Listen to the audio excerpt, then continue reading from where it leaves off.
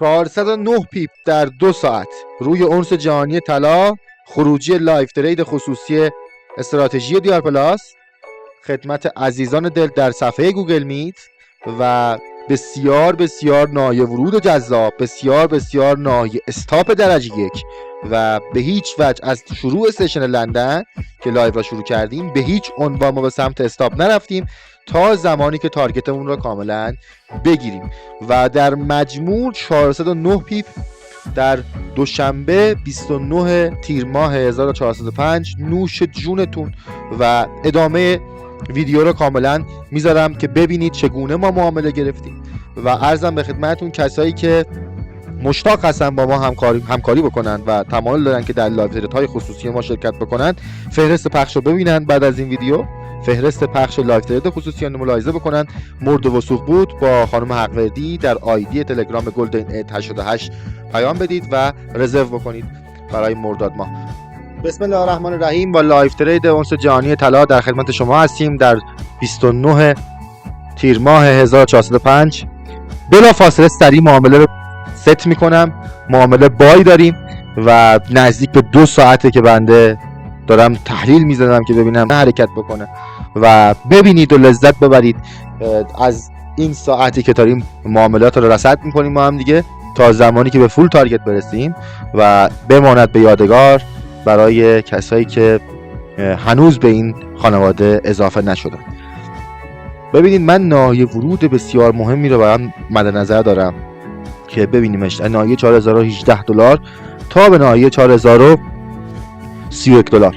البته بالاتر از 4031 دلار هم میتونم مد نظر داشته باشم، ولی فعلا من فول تارگتم فعلا 4031 دلاره و برای ریسک فری کردن 4025 دلار. اعلام میکنم بازار از 4022 یک مرتبه میتواند فرار بکنه تا ناحیه 4025 تا 4031 و در نظر داشته باشین که هر سوالی داشتین توی گوگل میت کاملا بپرسین در پیامک، بنده در خدمتتون هستم. سکوت میکنم، دقیقاً فکر بکنید، دقیقاً ذکر میکنم چگونه حرکت انجام بشه. هر جا که قرار بود 2 مرتبه حجم اضافه کنم حجم اضافه میکنم و دقیقاً طبق بنده پیش برید.